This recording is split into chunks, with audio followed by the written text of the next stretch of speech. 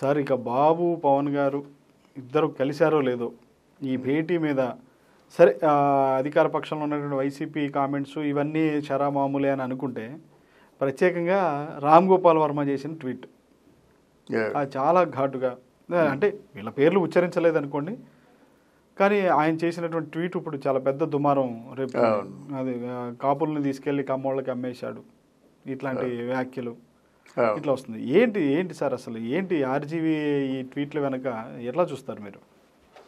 ఇప్పుడు ఆయన మాటల్లో నా బాగా నచ్చిందో మాట అండి, నా చావు నేను చేస్తానంటాడండి.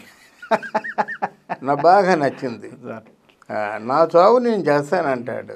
నా చావు నేను చేస్తాననేవాడు మాటను పట్టించుకోవడం అన్నది మన తాలూకు తెలివి తక్కువతనం. అయినా సోషల్ మీడియా అంటే చావుని కోరి తెచ్చుకోవడమే కదా. అయినా సోషల్ మీడియాలో అది వైరల్ అవుతుంది కనుక జర్నలిస్ట్గా చెప్పవలసిన బాధ్యత నాకు ఉంది. నేను రామ్ గోపాల్ వర్మని తిట్టినన్ని తిట్లు ఎవరు తిట్టి ఉండరు బహుశా.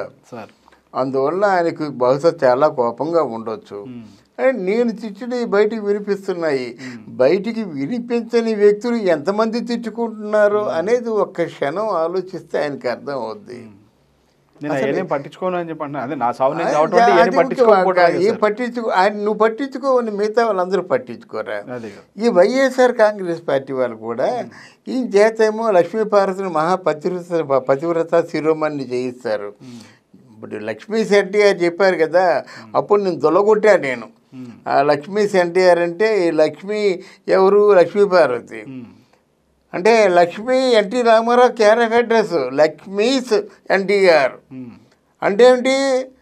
రామాసు సీతాసు రామలాగా అంటే రాముడు క్యార్ ఆఫ్ సీత కాదు, సీత క్యార్ ఆఫ్ రాముడిలాగా లక్ష్మీస్ ఎన్టీఆర్ అన్నారు. బాగానే ఉంది. అంటే సీతా మహాసాధ్వితో ఈక్వల్గా చేశారు, ఒప్పుకుంటా.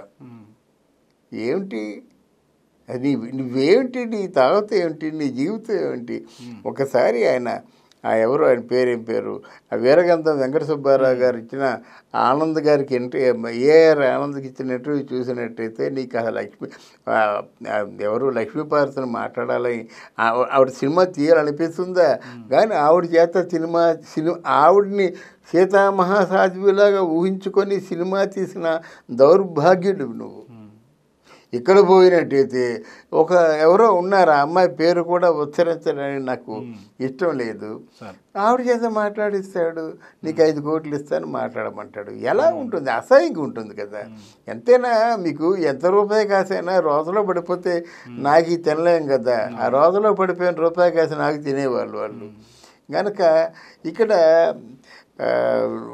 మరి రామ్ గోపాల్ వర్మ మాటలు ఎవరు పట్టించుకుంటారండి? అసురెడ్డి మొన్న అంటే ఎప్పుడు నాకు వాడ్కా కావాలి, వైన్ అండ్ ఉమన్ నాకు కావాలని చెప్పేవాడుతో అంటే వ్యసనపరుడే కదా. వ్యసనపరుడికేమో అయితే మళ్ళీ మంచిగా గుర్తు చేశారు సార్. ఎందుకంటే విజయవాడ నాయకుడు టీడీపీ నాయకుడు బుద్ధా వెంకన్న, మీకు తెలుసు, మాజీ ఎమ్మెల్సీ. అవును, బుద్ధా వెంకన్న కూడా ఘాటుగానే కామెంట్ చేశాడు. అదే నేను ఏదో అనుకున్నాను, నువ్వు ఇట్లా వాళ్ళ కాళ్ళు నాకుతావు, కామంతో ఏదో కాళ్ళు నాకుతావు అని అనుకున్నాను, కానీ పైసలు ఇస్తే ఏమైనా నాకుతావు అని చెప్పి అన్నానని చాలా ఘాటుగా. తప్పదు కదా. ఇప్పుడు నేను చెప్పేది కూడా ఏంటంటే, నువ్వు బేసిక్గా వ్యసనపరుడివి. వైన్ అండ్ ఉమన్ లేకుండా నువ్వు బ్రతకలేవు. వైన్ అండ్ ఉమన్కి ఎడిక్ట్ అయిన వాడిని వ్యసనపరుడు అంటారు. వ్యసనపరుడికి బుద్ధి పనిచేయదు, జ్ఞానచక్షువులు మూసుకుపోతాయి, అంధకారంలో ఉంటాడు, వాడికి దారి తెన్ను కనిపించదన్నమాట. కానీ ఆయనంతా వ్యసనపరుడు అని అంటున్నారు కానీ బట్ ఆయన వల్ల ఇన్స్పైర్ అయిన వాళ్ళు చాలా మంది ఉన్నారని చెప్పి చాలా మంది అంటున్నారు సార్. సరే, ఎంత ఇన్స్పైర్ అయినా సరే ఆ దిశగా ఇన్స్పైర్ అయ్యేవాళ్ళు మనకు అవసరం లేదండి. ఇప్పుడు ఇన్స్పిరేషన్ అంటే ఏమిటి? రామ్ గోపాల్ వర్మ తాలూకు అదేదో ఓ సినిమా ప్రమోషన్ కోసం 20 మంది ఆడవాళ్ళు వెళ్ళారు. అది ఇన్స్పిరేషన్ కాదు, అజ్ఞానం, మూర్ఘత్వం.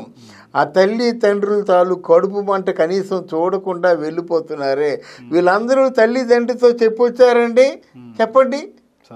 తల్లిదండ్రితో చెప్పొచ్చినట్టయితే వాళ్ళు వెళ్ళిస్తారండి రామ్ గోపాల్ వర్మ దగ్గరికి?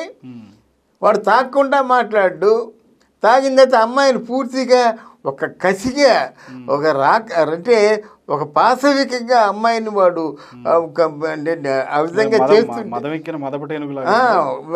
కసిగా చేస్తుంటే ఎలాగండి?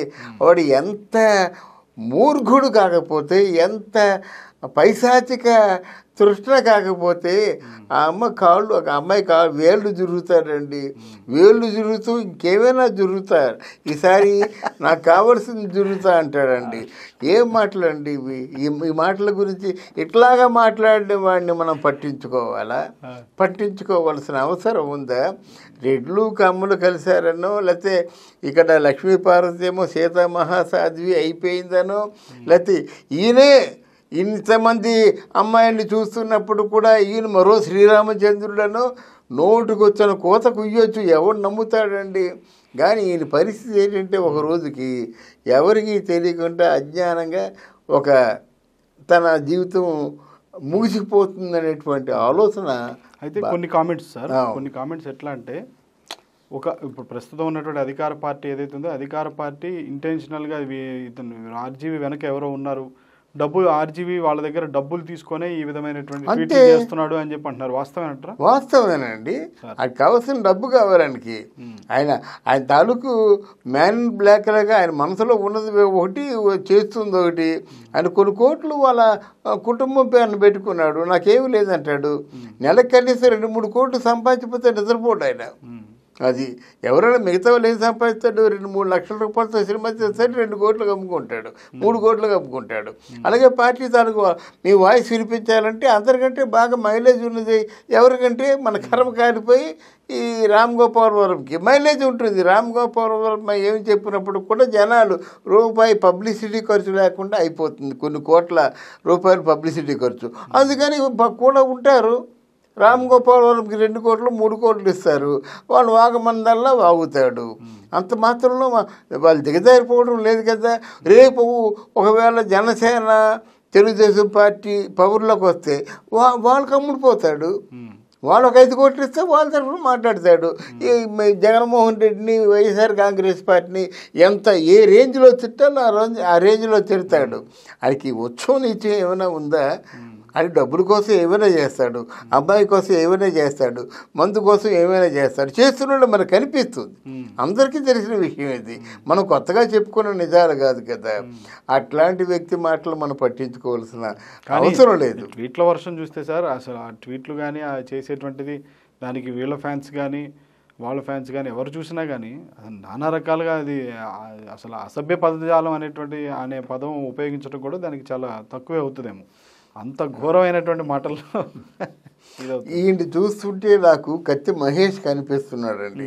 ఇదే అన్నారు సార్, కత్తి మహేష్ లేని లోటు తీరుస్తున్నాడు అంటే కత్తి మహేష్ తాలూకు ముగింపు కూడా ఉంటుంది డెఫినెట్గా. ఇలాగ అన్నానని మీరేమనుకోదు.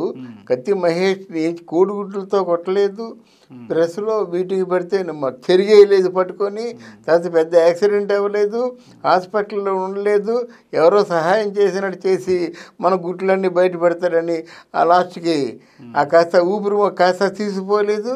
కత్తి మహేష్కి ఏం జరిగిందో రేపు మన శ్రీ రామ్ గోపాల్ వర్మ గారికి కూడా అదే జరుగుతుంది. కోప్పడవలసిన అవసరం లేదు. అదే అంటే అందరూ బాగుండాలని కోరుకుందాం. పేటరేగిపోతున్నావు డబ్బులతో. మనం పోయినప్పుడు డబ్బులు తీసుకుపోతాం. కత్తి మహేష్ తీసుకుపోయాడా? నువ్వు తీసుకుపోతావా? కొన్ని ఎవరు తీసుకుపోయారు? తీసుకుపోయిన నెపోలియన్ ఎవరు మన అలెగ్జాండర్ లాంటి వాడు ఏం తీసుకెళ్ళలేదు, 2 చేతులను బయట పెట్టేశాడు. అన్ని చదువుకున్నాడే కదా నువ్వు. అంతిమంగా మనకి మిగిలేది ఏం లేదు కదా. నువ్వు సంపాదించిన కీర్తి ప్రతిష్ట నీ వెంట వస్తుంది.